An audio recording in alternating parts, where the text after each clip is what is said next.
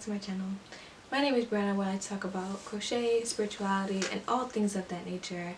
And if you like that kind of content, be sure to like, comment, and subscribe. I apologize in advance for my low energy today. It's been a long day. And I want this video up, so I'm gonna film it. Because that's what good people do. I know. Hold your applause. Anywho, today's video I'm going to be talking about the planets. So I already spoke about the zodiac and all the houses, and now I'm going to be talking about the planets and what that indicates. I'm going to link somewhere where I talked about your sun, moon, and rising sign, and I don't really feel like I have to go over that again. So I'm going to be moving on and talking about the more complex sign.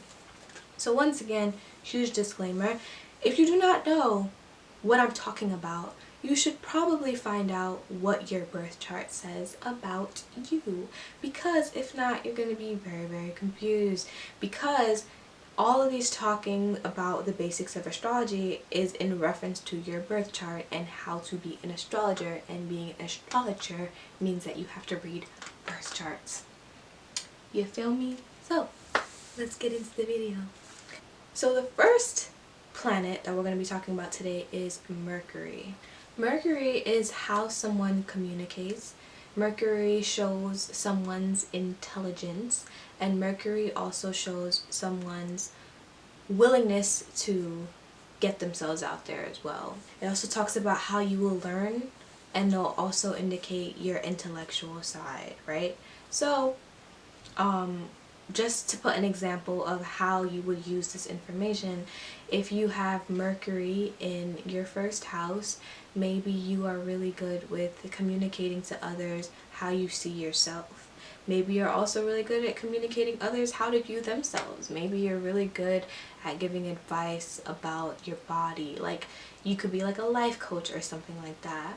If you have Mercury in the 10th house with your career, you might have a career off of talking to people. You might be kind of a speaking personality. You might be a YouTuber. You might have just like some type of job that indicates your communicative nature. So that's an example of how you would read that in a chart. The next planet is Mars. Mars represents work, it represents anger, how you express your sexual nature, and it also shows where you will show your impulsive energy.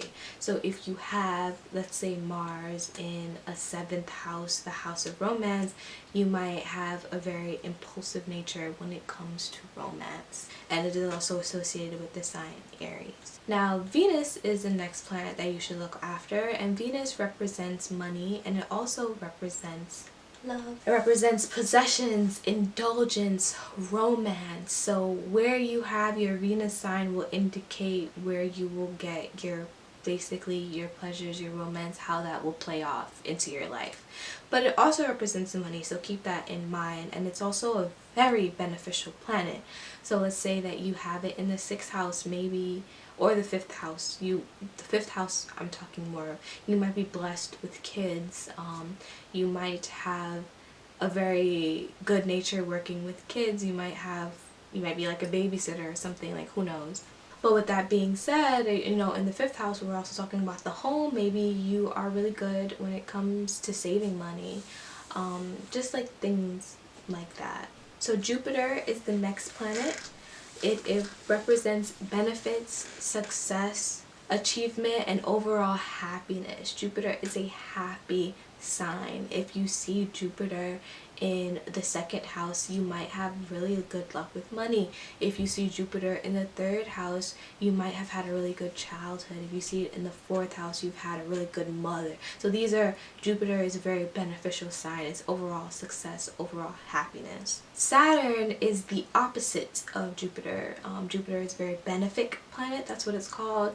Saturn is a very malefic planet, and that means that it represents overall struggle and change. It forces you to grow. It shows where you will find your hardships in life. An example of this is if you see Saturn in the 2nd house, you might have a really hard time with money. Maybe your family had a hard time grabbing money growing up. If you have Saturn in the first house, maybe you have a really hard time with how you view yourself. Maybe you're very hard on yourself. So that's something to keep in mind when you're talking about the planets as well. Neptune represents spirituality, and it also represents confusion, and it also represents loss and also your intuition. So it essentially Neptune talks about how spirituality will play a role in your life, and also where you will feel lost in your life. So for example, if you have Neptune in the 11th house, maybe you have a really hard time finding friends. If you find this Neptune in the 4th house, maybe you have difficulties with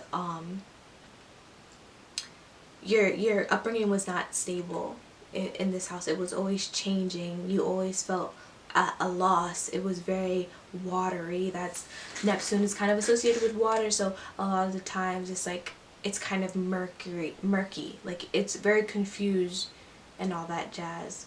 I hope that makes sense. But alas, it also talks about spirituality. So if you have Neptune in your 10th house, maybe you are more keen to be a long life astrologer, or maybe you might be keen to have something in the occult waters.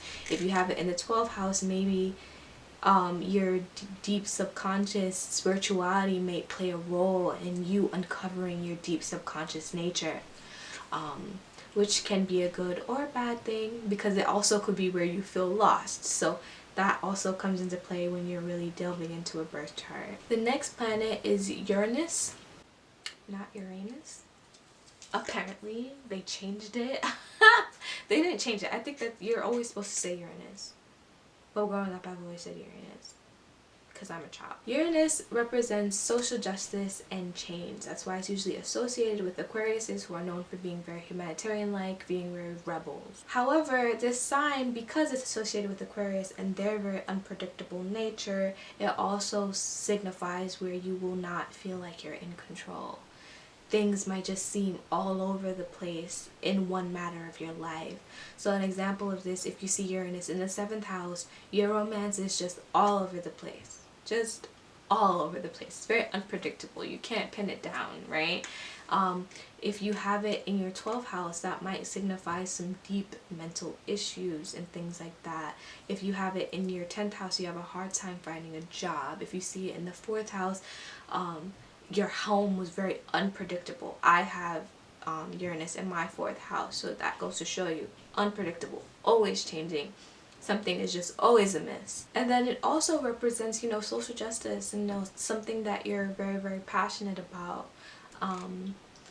So yeah, I don't know what else to say about that. And then the last planet is Pluto. So it represents death, sex, rebirth, and transformation. So it indicates where you will transform in your life. So Pluto is ruled by Scorpio, which you can probably understand. Scorpios have a tendency to be seen as very dramatic, very secretive, very kind of out of the loop, and that's kind of where the Pluto influence comes from that. So if you see Pluto in your chart, you can always pinpoint, this is like a dark area, this is something that I have to work on. So for example, if you have Pluto in your 1st house, you have to work on your self-image. That's where you will transform, and then when you kind of overcome it, you kind of blossom. I think that's a good way to indicate Pluto, is like you kind of blossom. It is a dwarf planet, it's a baby, and once you work through the change in that area, you kind of overcome it, and then you feel so much better about it. And I think I am almost certain that people who have Pluto in the 1st house, they always have a hard time with their self-identity, because that's what the 1st house associates with. But once they overcome that, it's just like, whoa, you know, like a huge, just like, I love myself, and that's just amazing to see. So that's just something to consider when you're talking about Pluto. It always has to do with some deep transformation, some deep shadow work, and how to work through all that. So initially I wasn't going to talk about your sun and moon, but I think it is very important when you're talking about it in reference to your chart. So your sun talks about your ego, it talks about where you will shine, your personality, and your creativity in this world. So for example, if you have the sun in your 5th house, the house of creativity, the house of children, you might find great pleasure and great joy in doing things that you loved to do as a kid. So for me, it was dancing. So if you loved something as a child and you connecting with something that you loved as a child, that will bring you great happiness. And that's kind of where the sun is, you know. So if you see the sun in your 10th house, you might have a great happiness when it comes to your career. Your career might be the main thing that defines you, and it brings you the most happiness. The same thing with the 7th house. If you have the sun there, it talks about you might be really happy in your love life. That might just be something that you're striving for. And the 12th house, you know, you're talking about, you know, your deep subconscious. Uncovering that might be one of the things that make you really happy, going through your goals, going through your subconscious.